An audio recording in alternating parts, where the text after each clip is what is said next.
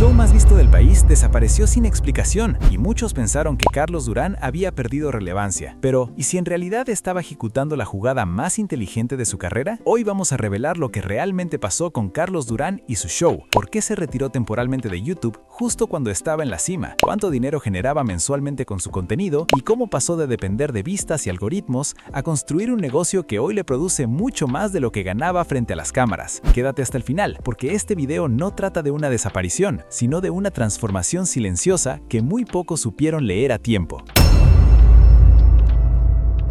Antes de los números, antes de los estudios y antes de cualquier estrategia, hubo una cámara encendida y una necesidad urgente de decir algo. Carlos Durán no comenzó con un plan maestro, comenzó con intuición, con esa incomodidad interna de sentir que había conversaciones importantes que no estaban ocurriendo donde debían, y así nació el show de Carlos Durán. No como un fenómeno, sino como un experimento constante donde una silla, un micrófono y preguntas sin filtro crearon algo que muchos medios ya no tenían: cercanía real. Cada entrevista parecía improvisada, pero conectaba porque Carlos no buscaba quedar bien, buscaba entender, y eso hizo que la audiencia se sintiera dentro de la conversación, no como espectadora, sino como parte del diálogo. El crecimiento fue orgánico, casi incómodo. Llegaron las vistas, los clips virales, los titulares y también las críticas, porque cuando haces preguntas reales incomodas, y sin darse cuenta el show dejó de ser un podcast más para convertirse en un espacio de poder donde artistas, empresarios y figuras polémicas no iban solo a hablar, iban a exponerse, y ahí Carlos entendió una verdad que pocos comprenden a tiempo: quien controla la conversación, controla el impacto. Pero mientras el público veía éxito, detrás había otra historia: grabar sin parar, coordinar equipos, sostener la presión de ser relevante todos los días, porque el show crecía, sí, pero también lo absorbía, y en silencio empezó a aparecer una verdad incómoda: todo dependía de él. Si él estaba, el show vivía; si él se detenía, todo se apagaba, y ese fue el verdadero inicio del conflicto. No con la fama ni con el público, sino con una pregunta que aún no se atrevía a decir en voz alta: ¿y si esto no es el final, sino apenas el principio de algo mucho más grande? El problema no empezó el día que Carlos Durán dejó de subir videos, empezó mucho antes, cuando el éxito comenzó a sentirse pesado, cuando grabar ya no era emoción sino obligación, cuando cada episodio nuevo tenía que superar al anterior porque el algoritmo no entiende de cansancio ni de procesos humanos. Mientras afuera todo parecía crecimiento, adentro se acumulaba una pregunta silenciosa que pocos creadores se atreven a enfrentar. ¿Qué pasa cuando tu proyecto funciona pero te está consumiendo? Carlos seguía grabando, cumpliendo, apareciendo, sonriendo frente a la cámara, pero la cabeza ya estaba en otro lugar, porque entendió algo incómodo. YouTube no te paga por lo que construiste, te paga por lo que subes mañana y pasado mañana y el otro día también. En entrevistas públicas él mismo ha dicho que el ritmo era insostenible, que el desgaste mental era real y que vivir de vistas es vivir de una ruleta emocional donde hoy eres tendencia y mañana eres reemplazable, incluso ganando bien, porque sí, en sus mejores momentos el show podía generar miles de dólares mensuales, pero eran ingresos variables, inestables, atados a sponsors, visitas y estados de ánimo del algoritmo, y ahí apareció la grieta, no económica sino existencial. ¿Vale la pena ser esclavo de algo que tú mismo creaste? El público no veía noches largas, ni decisiones postergadas, ni la presión constante de no desaparecer, porque en internet desaparecer es morir, o al menos eso nos han hecho creer, y entonces ocurrió lo que nadie esperaba.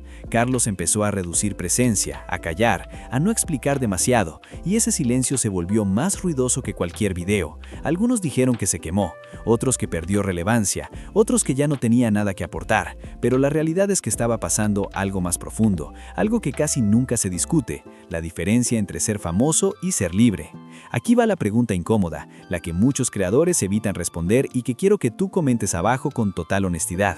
Si hoy ganaras bien haciendo contenido, pero supieras que en 5 años estarías agotado, ¿seguirías igual o tendrías el valor de parar a tiempo? Porque el retiro temporal de Carlos no fue un capricho ni una derrota, fue una pausa estratégica en un mundo que castiga al que se detiene, y tal vez, solo tal vez, fue el primer acto de alguien que entendió que el show no siempre es el negocio, y que a veces el silencio también es una jugada. Mientras muchos pensaban que Carlos Durán estaba desapareciendo, en realidad estaba cambiando de posición, moviéndose del frente del escenario hacia la parte que casi nadie mira: la estructura. Porque el verdadero giro no fue dejar YouTube, fue dejar de depender de él. Y ahí nace Taconazo, no como un proyecto de pasión, sino como una decisión fría y calculada. Un medio deportivo pensado para crecer sin necesitar que su creador esté todo el tiempo frente a la cámara. Aquí Carlos hace algo que incomoda a muchos: sacrifica protagonismo por control. ego por escalabilidad, likes por estabilidad, entendiendo que un negocio no debería caerse si su fundador se enferma, se cansa o decide vivir. A diferencia del show, donde todo pasaba por su voz y su presencia, Taconazo nace con equipo, con roles, con un modelo que permite vender publicidad directa, cerrar patrocinios más grandes y construir valor a largo plazo. Y aunque él mismo ha insinuado públicamente que hoy gana más que en su etapa activa de YouTube, lo más importante no es el monto, sino la naturaleza del ingreso. Menos volatilidad, más previsión, menos desgaste emocional. Y aquí entra la intriga real, la que casi nadie se atreve a decir en voz alta. ¿Y si Carlos no dejó el contenido porque estaba cansado, sino porque entendió antes que otros que la atención es prestada pero las empresas son heredables? Porque mientras muchos creadores persiguen cámaras más grandes, él decidió construir algo que funcione incluso sin él. Y eso rompe una fantasía peligrosa del Internet, que estar visible es lo mismo que estar avanzando. Esta es la pregunta incómoda que quiero dejarte y que merece debate real en los comentarios. ¿Prefieres ser reconocido todos los días o ser libre todos los años? Porque la jugada de Carlos no se trata de dinero rápido ni de fama sostenida, se trata de algo más profundo y menos sexy, pero mucho más poderoso, dejar de ser el producto para convertirse en el dueño del sistema y entender que a veces el movimiento más inteligente no es aparecer más, sino desaparecer justo cuando todos te están mirando. Al final, esta historia no trata solo de Carlos Durán, trata de una lección que incomoda porque obliga a mirarse al espejo, ya que en un mundo obsesionado con aparecer, él eligió desaparecer estratégicamente, y mientras muchos midieron su éxito en vistas y titulares, Carlos empezó a medirlo en control, en tiempo, en tranquilidad. Su silencio no fue ausencia, fue transición, porque entendió algo que casi nadie quiere aceptar. La fama es prestada, pero la estructura es propia. Y ahí es donde su movimiento se vuelve más profundo que un simple cambio de carrera. Hoy su caso sirve como advertencia y como mapa. Advertencia para quienes confundan exposición con progreso y mapa para los que sospechan que el verdadero poder no siempre hace ruido. Porque cuando dejas de depender de la aprobación diaria, empiezas a tomar decisiones a largo plazo, incluso si eso significa decepcionar a una audiencia que quiere más de ti, pero no necesariamente lo mejor para ti. Aquí nace la intriga final, la que divide opiniones y que quiero dejar abierta para que la comentes con total honestidad. ¿Carlos Durán traicionó a su público al irse del show o se traicionaría a sí mismo si se quedaba? Porque tal vez el error no fue irse, sino hacernos creer que los creadores nos deben permanencia eterna, como si su propósito fuera entretenernos sin evolucionar.